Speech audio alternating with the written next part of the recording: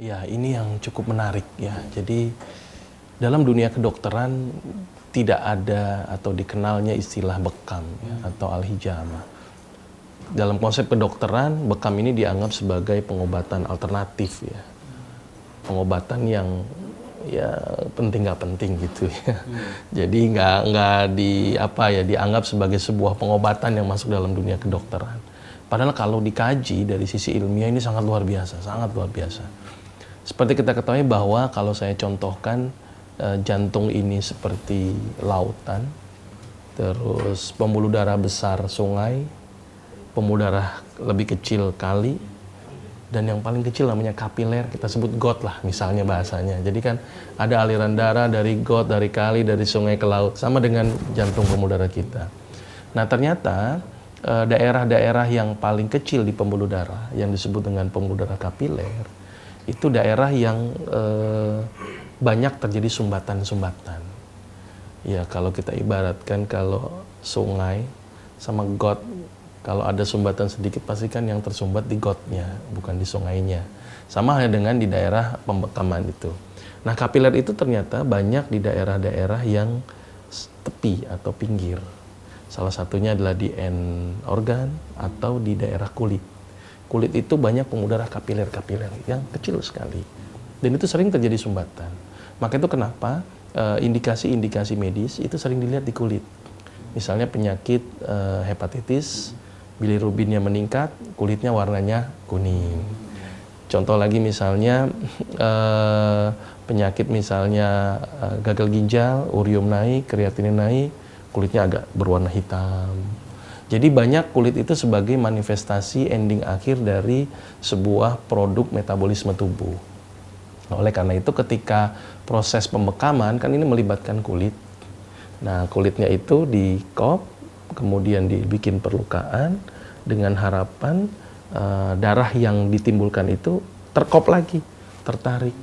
Karena ternyata kalau di got nyumbat, nih saya contohkan saja supaya masyarakat mudah ya. Got nyumbat disodok gampang.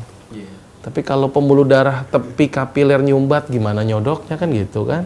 Nah, dengan cara diluka, dikop gitu ya. Jadi sumbatan-sumbatannya ini bisa ketarik gitu ya.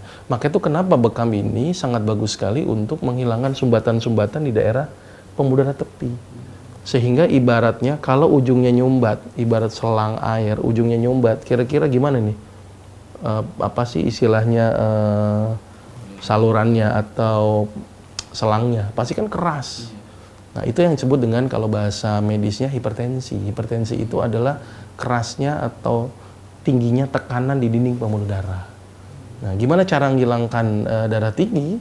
Nah, salah satunya sumbatannya dihilangkan. Maka dia akan kendor lagi. Nah, itu bahasa medisnya disebut dengan resistensi vaskuler perifer atau tahanan pembuluh darah tepi. Maka itu kenapa bekam ini sangat bagus untuk mengurangi resistensi vaskuler perifer. Maka itu orang-orang yang darah tinggi, sangat bagus sekali itu dengan proses pembekaman. Karena ujungnya itu bisa, sumbatannya dihilangkan dengan ditarik. Dan kenapa bekam ini kok bisa menghilangkan sumbatan? Karena tadi proses perlukaan, kemudian pengokopan. Jadi akan tertarik. Dan uniknya lagi bahwa daerah-daerah yang dibekam itu daerah-daerah yang sering banyak nyumbat. Daerah mana yang sering banyak nyumbat? Daerah yang jarang sekali bergerak. Ibaratnya ada selang, kalau gerak-gerak terus kan berarti sumbatannya dirontok gitu ya. Tapi kalau nggak bergerak pasti dia akan macet di situ. Maka itu daerah-daerah yang jarang bergerak, misalnya daerah punggung. Ini kan jarang sekali bergerak ya. Kalau tangan sih nggak nyumbat lah ini ya, karena setiap hari kita bergerak. Maka itu kenapa titik-titik sunnah bekam itu banyak di daerah-daerah belakang.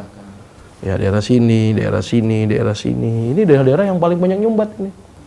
Nah sumbatan-sumbatan yang paling sering itu apa? Yang pertama plak. Terus pembuluh darah atau darah-darah tua yang dia nggak bisa elastis lagi. Sehingga dia ngendap di situ.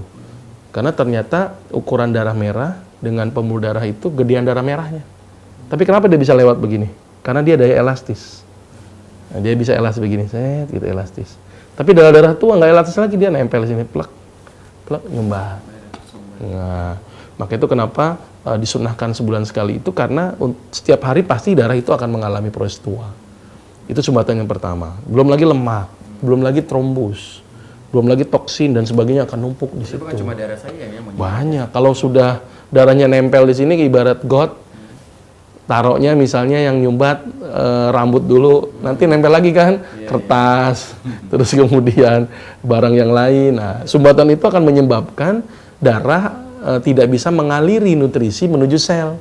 Timbullah kematian sel, ya. Maka itu kulit kita menjadi jelek, buruk dan sebagainya. Maka itu bekam ini sangat bagus untuk menghilangkan sumbatan dan melancarkan aliran darah. Itu manfaat dari sisi yang pertama bahwa ternyata bekam itu sangat bagus untuk tadi. Terus yang kedua, kalau sumbatannya itu terambil, berarti kan komponen-komponen yang tidak berguna bisa terbuang. Racunnya terbuang, trombusnya terbuang, semuanya terbuang. Maka itu kenapa bisa menurunkan zat-zat yang tidak dibutuhkan oleh tubuh, kolesterol. Maka itu kenapa bekam bisa menurunkan kolesterol, asam urat, bisa menurunkan asam urat, terus kemudian racun, bisa membuang racun.